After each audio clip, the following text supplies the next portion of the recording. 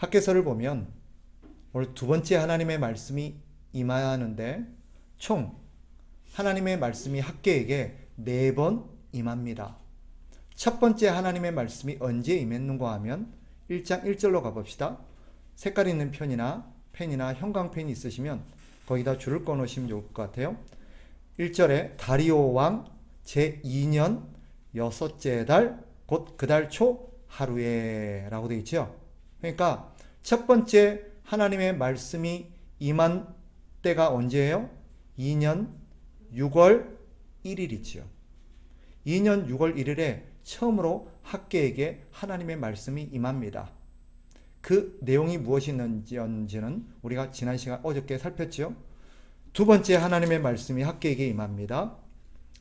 2장 1절 일곱째 달 곧 그 달 21일에 그러니까 언제 임해요?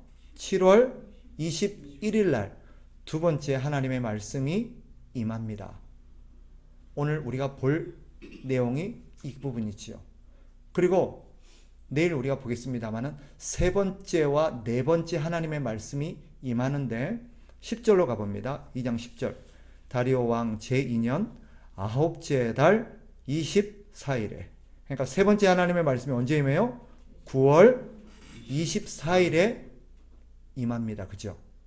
그리고 마지막 그 같은 날에 한 번 더 하나님의 말씀이 임해요. 20절로 가봅시다. 그달 24일이니까 언제예요? 9월 24일 같은 날이에요. 여호와의 말씀이 다시 학개에게 임했다라고 되어 있죠. 그러니까 9월 24일 날 하나님의 말씀이 두 번 임한 것입니다. 그러니까 학개서는 총 하나님께서 학개에게 하신 몇 번의 말씀을 기록한 거예요? 4번. 4번의 하나님의 말씀이 학개에게 임합니다. 그것을 기록한 내용이에요. 어저께 우리가 첫 번째 학개에게 임했던 내용을 살폈고 두 번째 오늘 하나님 학개에게 어떤 말씀을 하셨고 그 말씀의 의미가 무엇인가를 오늘 살피려고 합니다. 첫 번째 말씀의 요지는 그거였죠. 성전 건축을 중단하고 포기하고 아직 때가 이르지 않았다라고 말하는 백성들에게 하나님께서 다시 임하셔서 성전 건축을 다시 시작해라 라는 것이 지난 시간의 말씀이었습니다. 그 하나님의 말씀에 힘입어서 성령의 감동을 입은 하나님의 백성들이 1장 15절에 보니까 여섯째 달 24일에 성전 공사를 다시 시작합니다. 그러니까 6월 24일 날 다시 시작해요. 하나님의 말씀이 언제 임했어요? 6월 1일 날 임했죠. 그죠? 그리고 24일 후에 그들이 비로소 성전을 착공하기 시작합니다. 성령이 그들의 마음을 감동하신 거죠. 그리고 한 달 뒤에죠. 한 달 뒤에 두 번째 하나님의 말씀이 학개에게 임합니다. 그러니까 성전 공사를 시작한 것이 6월 24일이었잖아요. 6월 24일 날 성전을 다시 건축한 것을 시작하고 나서 한 달 뒤에 하나님의 말씀이 다시 학개에게 임해요. 7월 21일이죠. 이해되세요? 네. 그러면 두 번째 하나님께서 학개를 통해서 하신 말씀의 의미는 뭐냐? 뭘 말씀하셨느냐? 결론부터 말씀드린다면 하나님께서 첫 번째 하나님의 백성들에게 아직 때가 이르지 않았고 우리에게는 성전이 공사가 무리다라고 말했던 그들에게 아니다. 너희가 형편 때문에 하나님의 일을 하지 못하고 있는 게 아니라 하나님께 관심이 없고 하나님의 일을 할 마음이 없기 때문에 너희는 마음이 지금 어디가 있다는 거예요? 전부 다 자기 자신에게 가 있다는 거예요. 자기 만족과 자기 행복과 자기 욕망을 위해서 살아가고 있다는 거예요. 많은 사람들이 하나님의 일을 왜 못하죠? 우리 주를 위해서 삽시다. 하나님을 위해서 살아야 되지 않아요? 그런데 전부 다 뭐라 그래요? 해야지요. 그걸 누가 모릅니까? 그런데 지금 내 형편이 그렇지 않다라는 거예요. 지금 이것도 해야 되고 저것도 해야 되고 내 발등에 떨어진 이 급한 불 좀 끄고 이것이 지금 너무 시급하고 중요하니까 이거 하고 나서 내가 하려고 그래요. 그렇게 지금 미뤄왔던 세월이 수십 년이라는 거예요. 근데 하나님께서 그 마음의 의도를 진단하시죠. 시간이 없어서도 아니고 형편이 안 돼서도 아니고 너희 중심에 내가 없다라는 거예요. 너희가 나를 사랑하지 않고 너희가 나를 내 말에 순종할 마음이 없어서 그렇다는 거예요. 그런데 다시 한 달 뒤에 하나님께서 다시 학계를 통해서 이 성전 건축을 시작했던 이들에게 두 번째 하나님 말씀이 임합니다. 이들의 생각 가운데 있는 또 하나의 잘못된 신앙관을 바로잡아주기 위해서예요. 그러면 그들 안에 도사리고 있었던 또 하나의 잘못된 신앙관이 무엇이었느냐 하는 것이 오늘 두 번째 하나님의 말씀에서 살펴볼 것입니다. 하나님께서 그들에게 뭐라고 말씀하시냐면 3절로 가봅시다. 2장 3절 같이 한번 읽어봅니다. 시작. 너희 가운데 남아있는 자 중에서 이 성전의 이전 영광을 본 자가 누구냐? 이제 이것이 너희에게 어떻게 보이느냐?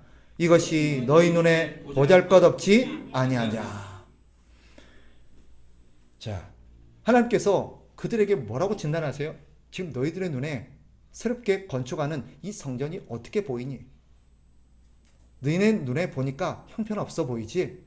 보잘것없어 보이지? 라고 말해요. 이유가 뭘까요? 그들이 왜 지금 새롭게 건축하는 성전을 보면서 너무 보잘것없다, 너무 형편없다, 이거 갖고 되겠나? 라는 마음을 가지고 있을까요?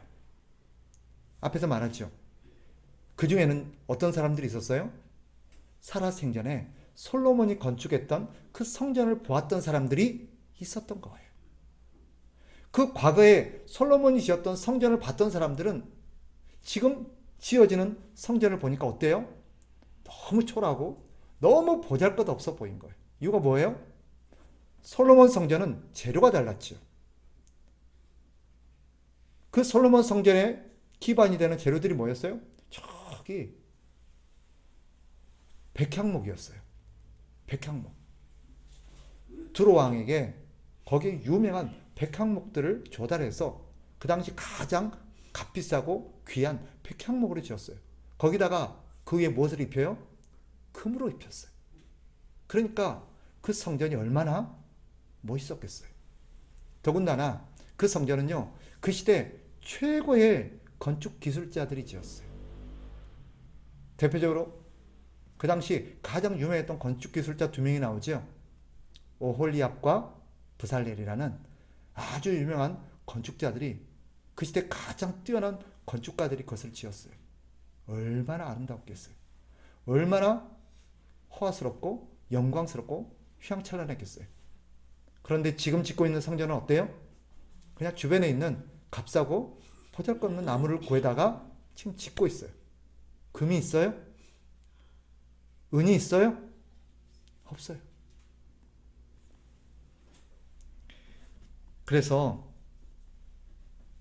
그들이 보기에는 이 성전이 너무 초라하고 보잘것없어 보였던 거예요. 그러니까 그들의 마음속에 어떤 생각이 들까요? 지으면서 야, 이런 곳에 하나님이 임하시겠나? 이런 걸 가지고, 이렇게 초라한 거 가지고 하나님이 영광을 받으시겠나? 하나님이 기뻐하시겠나? 나라도 오기 싫겠다. 이런 것이라면 하나님 오시지 않을 것 같다. 이런 자괴감과 마음의 슬픔들이 있었던 거예요. 실제로 여기 학개서에는 기록되어 있지 않지만 같은 사건을 다루고 있는 에스라서에 보면요, 에스라서 3장 12절에 보면 그 당시 과거에 솔로몬 성전을 보았던 사람들이 지금 새롭게 놓인 건축하고 있는 이 성전을 보면서 대성통곡했다라는 표현이 나옵니다. 에스라서 3장 12절에 이런 표현이 나와요. 제사장들과 레위 사람들과 나이 많은 족장들은 첫 성전을 보았으므로 이제 이 성전의 기초가 놓임을 보고 대성통곡하였으나. 왜 대성통곡했을까요? 같은 이유지.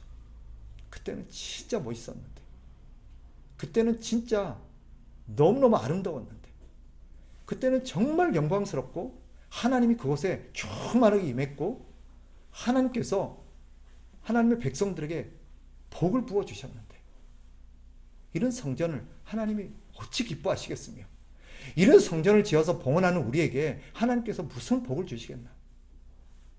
우리가 쓸데없는 짓 하는 거 아닌가? 그런 자괴감이 든 거예요. 하나님께서 지금 이 백성들에게 이 말씀을 하신 의도가 뭐겠어요? 너네 눈에 초라해 보이니? 이 말을 하는 의도가 뭐겠어요? 결과적으로 이들 안에 있는 잘못된 생각들을 지금 교정하여 주기 위함입니다. 이들에게는 지금 어떤 신앙관이 있어요?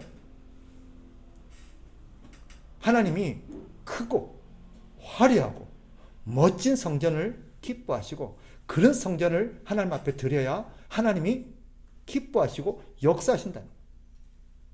반면 하나님 앞에 드린 것이 초라하고 보잘것없고 그런 것은 하나님이 안 기뻐하실 거라는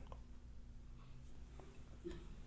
더 크고 더 비싸고 더 화려할수록 하나님이 더 영광을 받으시고 하나님이 더 기뻐하시고 우리에게 은혜를 더 많이 내려주실 거다.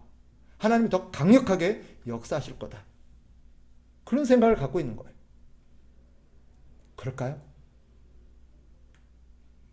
대부분 사람들이 그런 생각을 갖고 있었어요. 과연 그럴까? 하나님이 뭐라고 말씀하세요? 4절로 가봅시다. 4절 같이 읽습니다. 2장 4절에요. 그러나 시작. 그러나 여호와가 이르노라. 스룹바벨아 스스로 굳세게 할지어다.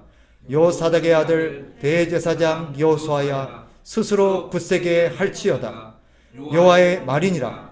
이 땅 모든 백성아 스스로 굳세게 하여 일할지어다. 내가 너희와 함께하노라. 만군의 여호와의 말이니라. 아멘. 무슨 말입니까? 성전이 초라하든 화려하든 하나님은 함께 하신다는 거예요. 큰 성전과 화려한 성전과 멋진 곳에만 하나님이 계신 것이 아니라 너네 눈에 보기에는 초라하고 보잘것없는 이곳에도 하나님은 함께 하신다.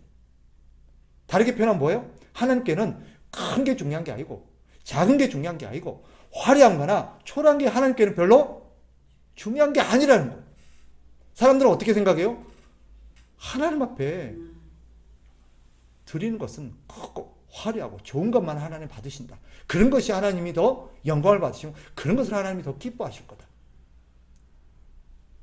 쉽게 말하면 헌금 10,000원 하는 것보다 100만 원 하면 하나님이 더 영광을 받으시고 더 기뻐하시고 하나님 더 복을 많이 주실 거다는 생각과 일맥상통한 얘기예요. 그런데 하나님은 뭐라 그러세요? 하나님께는 외관은 중요하지 않다는 거. 재료는 중요하지 않다는 거. 크기는 중요하지 않다는 거. 무엇으로 지었냐가 중요한 게 아니고 뭐가 중요해요? 그들이 지금 하나님을 어떻게 생각하고 있는가가 더 중요하다는 거예요. 사람들은 외형적인 것을 중요하게 여기지요. 그래서 그때나 지금이나 사람들이 갖고 있는 통념 몇 가지가 있어요. 아까 말씀드렸지만 이런 거예요. 크고 웅장한 예배당에서 예배를 하면 더 은혜가 될 거라는 거예요. 하나님도 작은 예배당보다 큰 예배당을 지어서 하나님께 봉헌하면 하나님이 더 기뻐하실 거다. 그러니 기왕 짓는 거 크게 짓다. 기왕 짓는 거 멋진 재료로 짓자. 기왕 짓는 거 시설을 멋지게 갖추자. 기왕 꾸미는 거 좀 좋은 걸로 하자. 우리가 하나님 앞에 좋은 거 드려야 되지 않겠냐. 크고 웅장한 예배당, 거기다가 좋은 시설과 좋은 악기들로 우리가 하나님 앞에 예배하면 하나님께서 더 영광을 받으시고 하나님의 은혜가 더 강력하게 임할 것이다. 당연히 우리가 하나님을 위해서 이런 멋진 성전을 건축하고 봉헌하면 하나님께서 우리에게 큰 복을 주실 거다. 어찌 하나님이 우리에게 복을 안 주시겠냐? 공감이 되죠, 그죠? 대부분 우리가 그렇게 생각하고 신앙생활했어요. 그래서 그렇게 하지 못하면 어떤 생각이 들어요? 자괴감이 들어요. 하나님 앞에 부끄러운 마음도 들고 하나님이 별로 안 기뻐하실 것 같아요. 똑같이 신앙생활에는 어떤 사람은 하나님 앞에 막 성전도 봉헌했다 그러고 헌금도 많이 했다 그러고 하나님 앞에 뭐 이런저런 공적과 업적들을 많이 쌓았다 그러는데 나는 어때요? 보잘것없어요. 하나님 누구를 더 기뻐하실 것 같아요? 왠지 하나님 앞에 큰 일한 사람을 하나님 훨씬 더 기뻐하실 것 같아요. 그죠? 그게 우리 생각이에요. 그러나 성경이 우리에게 가르치는 게 뭐예요? 하나님이 이런 생각을 그때만 갖고 있었던 게 아니고 그 이전에 모든 세대가 갖고 있었던 겁니다. 그보다도 훨씬 세월이 거슬러 올라가서 몇백 년 전 사무엘이 활동한 시대에도 사람들은 생각이 똑같았습니다. 그때 하나님이 사무엘에게 뭐라고 말씀하세요? 사람은 외모를 보거니와 나 여호와는 중심을 보느니라. 하나님은 공간과 크기와 모습과 상관없이 역사하시는 분임을 믿으시기 바랍니다. 6절과 7절로 가봅시다. 정말 중요한 말씀이에요. 6절, 7절. 제가 6절 읽고 여러분이 7절 읽습니다. 만군의 여호와가 이같이 말하노라. 조금 있으면 내가 하늘과 땅과 바다와 육지를 진동시킬 것이요. 7절. 또한 모든 나라를 진동시킬 것이며 모든 나라의 보배가 이르리니 내가 이 성전에 영광이 충만하게 하리라. 만군의 여호와의 말이니라. 아멘. 성전의 영광스러움과 성전의 하나님의 그런 놀라운 역사는 성전 크기나 재료에 비례하는 게 아니에요. 어디서 나타나요? 그것은 하나님이 함께 하시느냐 아니냐에서 좌우되는 것입니다. 기억하십시다. 아무리 크고 아무리 멋지고 아무리 기가 막힌 재료들로 악기들로 시설들로 가득한 곳이라 할지라도요, 하나님이 함께 하시지 않으면 그저 사람의 건축물에 불과합니다. 그러나 초라하고 재료도 보잘것없고 시설도 갖춘 게 없지만 하나님이 함께 하시면 그곳에는 어떤 일이 일어나요? 하나님의 영광이 가득하게 나타나고요. 하나님이 심지어 뭐라고 말해요? 하나님이 그 성전을 통해서 세상을 뒤집어 놓을 거래요. 그 성전을 통해서 하나님의 강력한 역사를 나타내셔서 이 세상이 진동하고 이 세상이 뒤집어지는 역사가 그것을 통해서 나타나게 하실 거라는 거예요.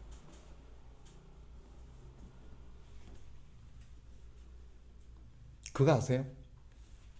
인류 역사를 보면, 특히 교회 역사를 보면 우리가 기억하고 주목할 만한 엄청난 개혁의 역사들이 일어난 적이 있었죠. 그죠?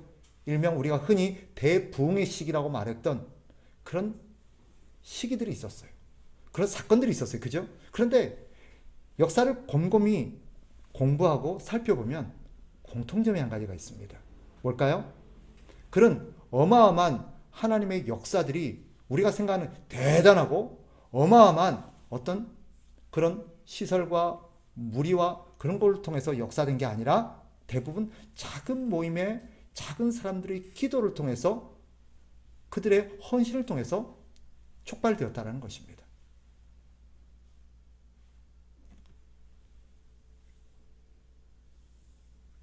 오늘 말씀은 사실 묵상하는 저에게는 너무 큰 은혜가 됐어요. 왜냐하면 저한테 이렇게 말씀하시는 것 같았어요. 김 목사야, 네가 조그만 교회, 초라하고 보잘것없는 교회 목회한다고 낙심하지 마라. 좌절하지 마라. 포기하지 마라. 크기가 중요한 게 아니다. 너는 큰 교회나 작은 교회나 똑같은 하나님의 일을 감당하고 있다. 누군가는 5달란트를 받은 어떤 역할을 할 수 있고 누구나 1달란트 받은 역할을 할 수 있지만 하나님 보시기에는 똑같다는 거예요. 이렇게 말한 것 같아요. 김 집사야, 네가 다른 사람에 비해서 하나님 앞에 한 일이 많이 없다고, 보잘것없다고, 대단한 건 내세울 게 없다고 실망하고 낙심하지 마라.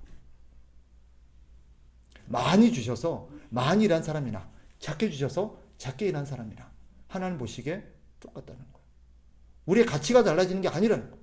하나님 보시기에도 우리가 보잘것없고 저 사람은 하나님 보시기에 아주 가치가 많고 그런 게 아니라는 거예요.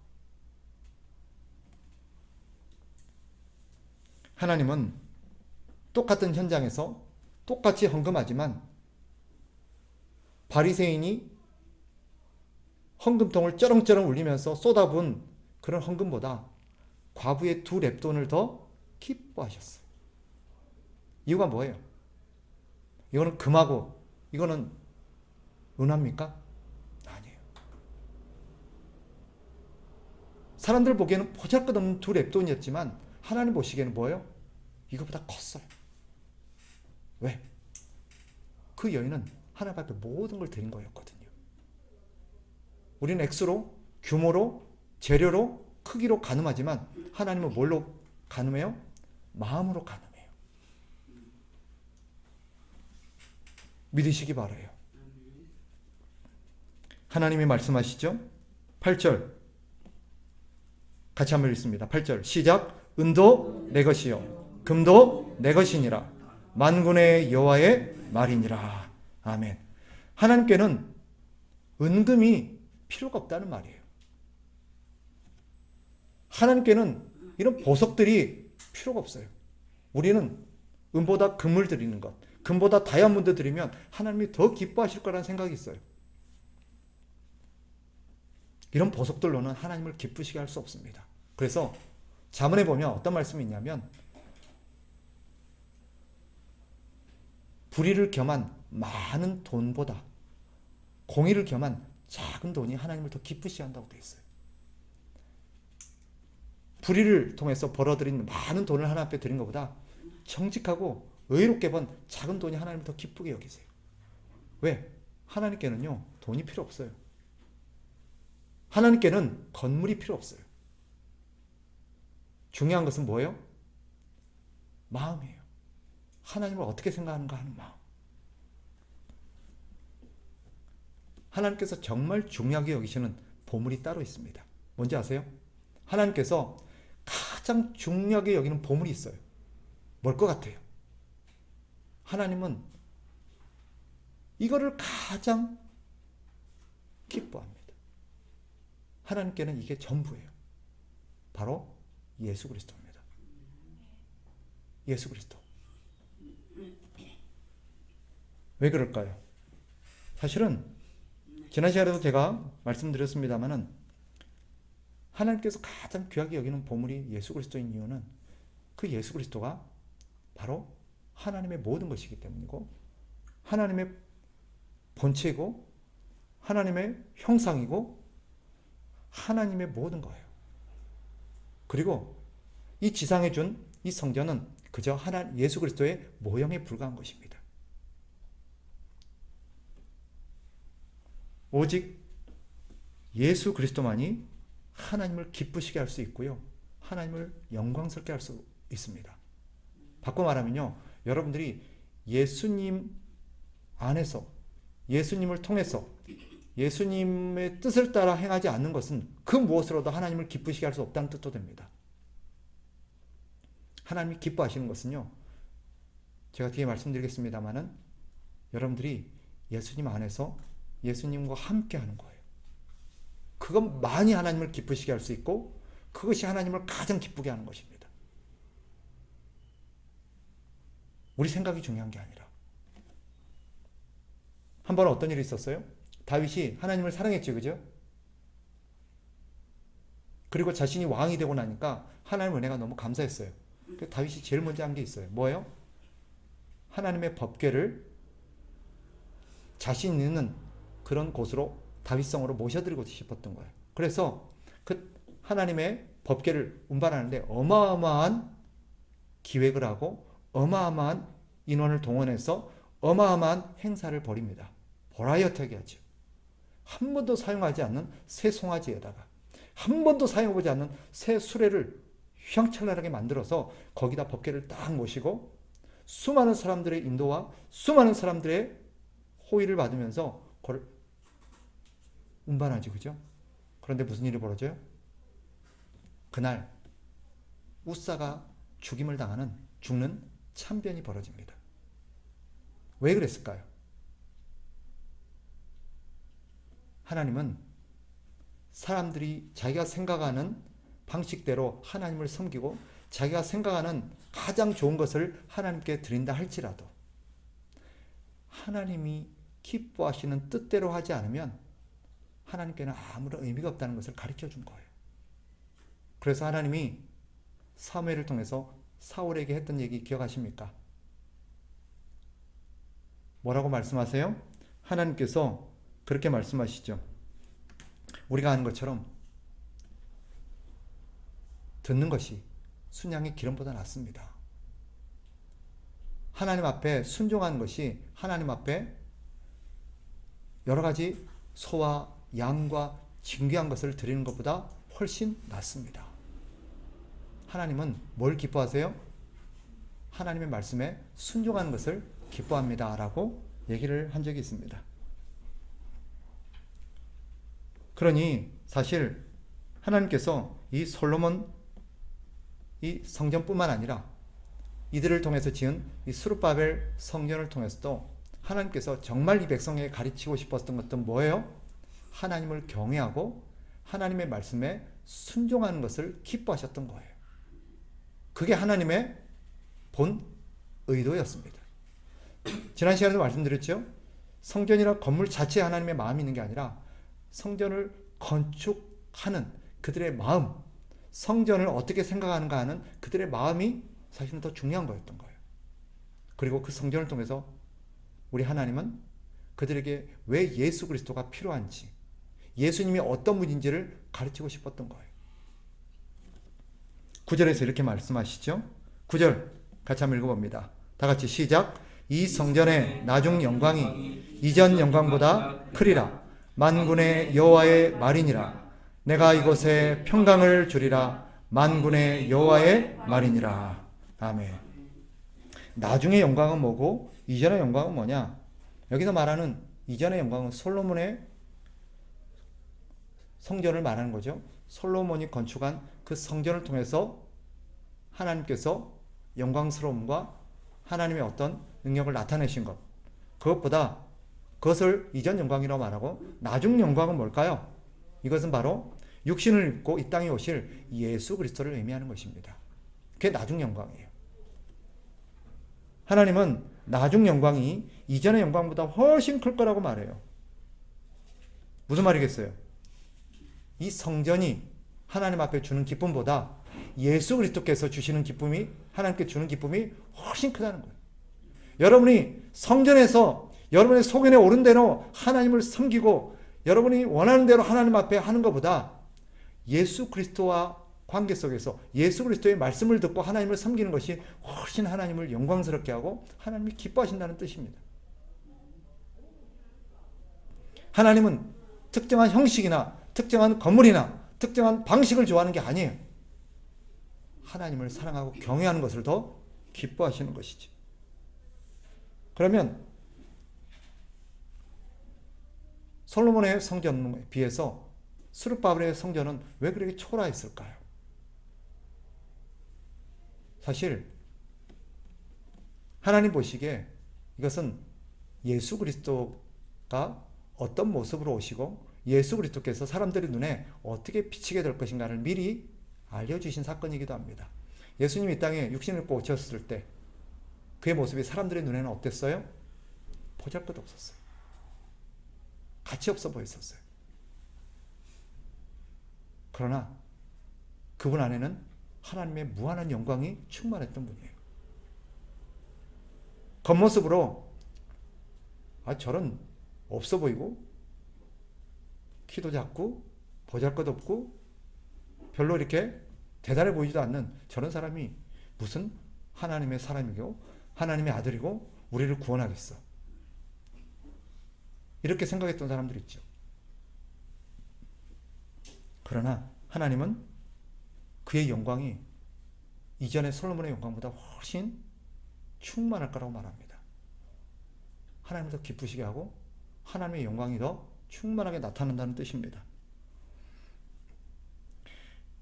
주님은 이렇게 말씀하신 적이 있어요. 내가 너에게 말하노니 솔로몬의 모든 영광으로도 입은 것이 이 꽃 하나만 같이 못하였느니라. 솔로몬의 영광은 사람들의 눈에 보기에 정말 멋있죠, 그죠? 영광스러워 보입니다. 그러나 하나님은 어떤 게 더 영광스럽대요? 들에 핀 꽃 하나가 훨씬 영광스럽대요. 이유가 뭘까요? 솔로몬은요, 인간이 빚어낸 최고의 걸작품입니다. 사람의 손으로 할 수 있는 최고의 극에 다르는 불을, 사치와 아름다움을 꾸민 사람이죠, 그죠? 들의 꽃은 어때요? 보잘것없어요. 가치 없어 보여요. 그런데 왜 하나님은 이 들의 꽃, 예수 그리스도는 이 들에 핀 한 송이 꽃이 훨씬 더 영광스럽다 그럴까요? 이유가 있어요. 들에 핀 꽃에는 하나님의 은혜가 함께하기 때문에 그래요. 오늘도 하나님은 그 들에 핀 꽃을 하나님의 은혜로 돌보고 계세요. 사람들의 손으로 일궈낸 솔로몬의 모습을 보면서 훨씬 영광스럽다, 훨씬 멋있다, 훨씬 귀하다, 저거지, 이렇게 칭송하고 추앙하고 그것을 선호할지 모르지만 예수님은 들에 핀 꽃에서 하나님의 은혜의 손길을 본 거예요. 하나님이 함께 하시는 것이, 하나님의 은혜로 돌보는 것이 훨씬 복이야. 신자가 영광스러운 이유가 여기 있습니다. 사람들의 눈에 신자 한 사람, 들에 핀 풀과 같은 존재예요. 꽃과 같은 존재예요. 사실 우리는 어떻게 보면 사람들에게 별로 보잘것없는 사람들이에요. 있어도 그만, 없어도 그만. 있는지도 모를 거예요. 다른 나라뿐만 아니라 저기 다른 지역에만 가도 아마 여기 우리 뭐 김경식이라는 사람, 서균수라는 사람 있는지도 모를 거예요. 근데도 왜 우리가 존귀하죠? 왜 우리가 가치 있죠? 왜 유명한 저런 정치인과 기업인과 여러 어떤 유명한 사람들보다 우리가 더 존귀할까요? 하나님의 은혜의 손길이 함께하기 때문입니다. 그래서요, 성경 우리에게 뭐라 가르쳐요? 우리 지체 한 사람 한 사람을 함부로 평가하거나 판단하거나 차별해서는 안 된다라고 말하는 거예요. 왜? 하나님의 은혜가 함께하는 사람이에요. 우리의 보기에는 어떻게 보일지 몰라도 하나님이 함께하는 사람이에요. 하나님이 함께하는 사람은요, 온 세상보다 더 가치 있습니다. 신자에게는요, 하나님의 영광의 총체이신 예수 그리스도께서 함께 하십니다. 그래서 우리가 영광스러운 것이에요. 자, 그러니 이런 하나님의 뜻을 깨닫는다면 우리가 어떤 신앙의 태도를 가지는 것이 합당하겠습니까? 어떤 자세를 가지고 신앙생활을 해야 되겠습니까? 분명하죠. 우리는 눈에 보이는 외적인 어떤 규모나 양을 추구해서는 안 됩니다. 다른 사람과 비교하면서 자신이 보잘것없는 존재라고 생각해서도 안 됩니다. 아까 말씀드렸죠? 5달란트 받은 자나 1달란트 받은 자나 하나님 보시기에는 똑같아요. 저는 그렇게 믿어요. 제가 여기서 만약에 작은 교회지만 하나님 앞에 정말 신실하고 충성되게 교회를 섬긴다면 저 큰 교회를 목회하는 목회자나 하나님 보시기에 저는 동등한 가치를 가질 겁니다.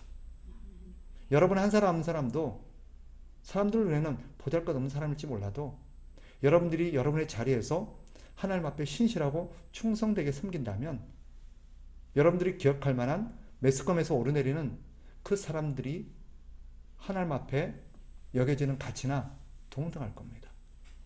그러니 외적인 것으로, 외적인 어떤 모습으로 우리가 평가하고 판단하고 그런 것으로 자신의 가치를 여기려는 그런 태도를 우리는 이제는 내려놔야 돼요.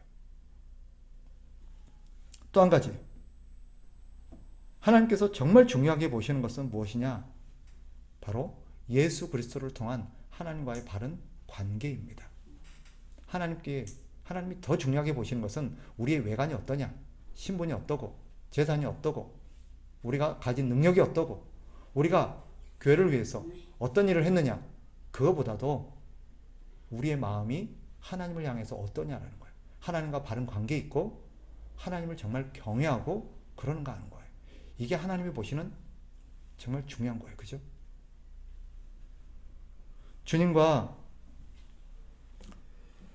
바른 관계 있는 것. 신앙생활은 특정한 형태의 생활 방식이 아닙니다. 특정한 공간에서 이루어지는 활동도 아닙니다. 예수 그리스도와 바른 관계를 유지하는 삶입니다.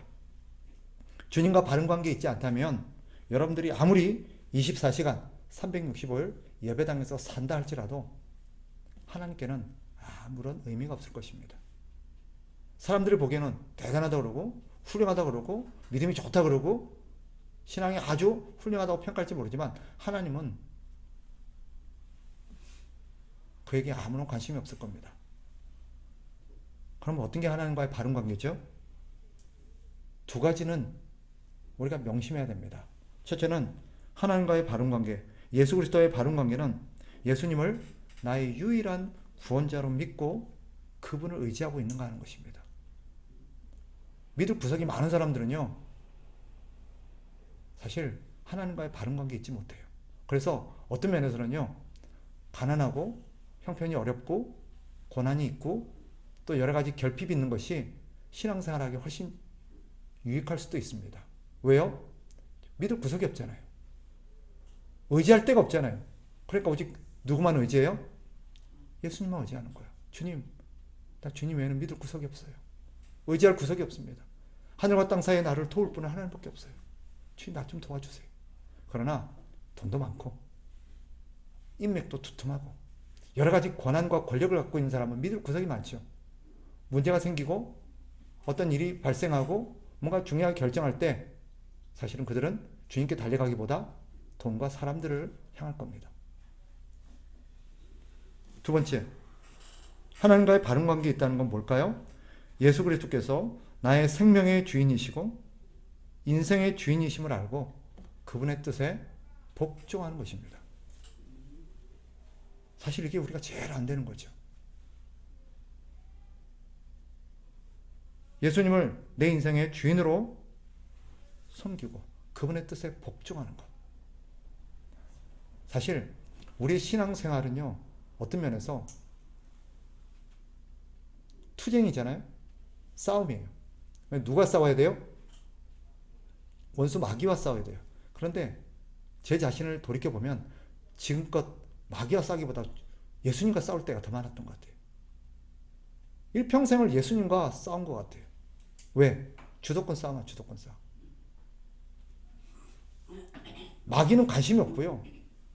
마귀하고 싸우는 일은 아예 시작도 못하고 오히려 예수님과 서로 그냥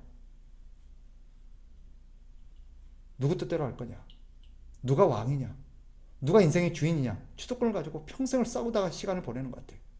주님께서는 넌 내 말 들어야 돼, 내 뜻대로 해야 돼 라고 말하는데 우리는 아니에요, 내 뜻대로 할래요, 내 생각이 맞아요, 이게 더 중요해요, 나 이거 하고 싶어요.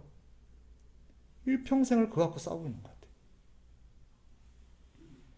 신앙생활은요, 이것이 바르게 딱 세워지는 것부터가 제대로 되는 것입니다. 그러면 지금까지 우리는 신앙생활 안 한 거냐? 그런 것은 아니에요. 그런 말은 아니지만 우리의 신앙생활이 하나님 보시기에 정말 기뻐하고 온전한 신앙생활이 되려면 하나님과의 바른 관계부터 정립돼야 돼요. 계속해서 주님과 싸우고, 사실 제 결혼생활을 보면 우리 아내와 계속해서 어떤 문제를 가지고 티격태격하는 모습 보면 우리 주님과 내 관계를 그대로 보여주는 것 같아요. 부끄럽지만 사실이에요. 목회를 할 때도 내가 하고 싶은 걸 할 거냐, 주님이 원하는 걸 할 거냐, 그거 갖고 싸워왔던 8년인 것 같아요.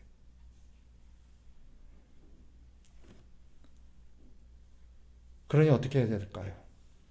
우리가 하나님을 경외하고 하나님의 뜻에 복종하는 것이 신앙생활이라고 한다면 우리는요, 인생의 모든 대소사를 주님과 의논하고 주님의 뜻에 따라서 결정하는 삶을 살아야 합니다.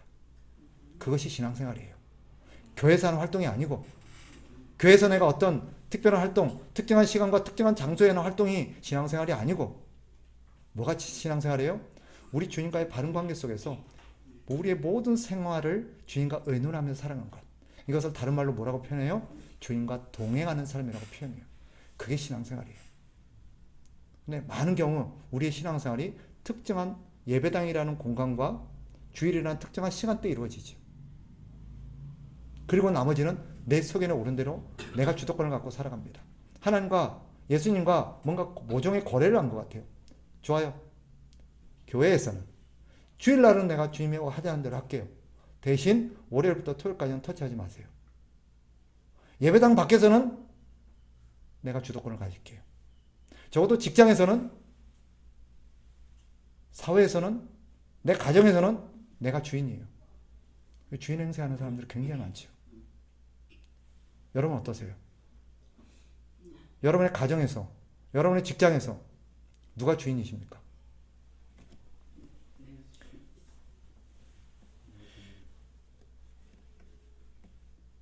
우리 주님과 동행하는 삶이 아니라면 우리가 아무리 특정한 공간에서 특정한 활동들을 하고 특정한 시간을 하나님 앞에 드린다 할지라도 그 신앙은 가짜입니다. 온전한 신앙이 아니에요. 어떻게 보면 매몰찬 얘기가 될 수 있을지 모르지만 자기 만족을 위한 종교 활동에 불과할 수도 있습니다. 예수 그리스도를 자기 만족과 성공의 도구로 생각하고 있는지도 모릅니다.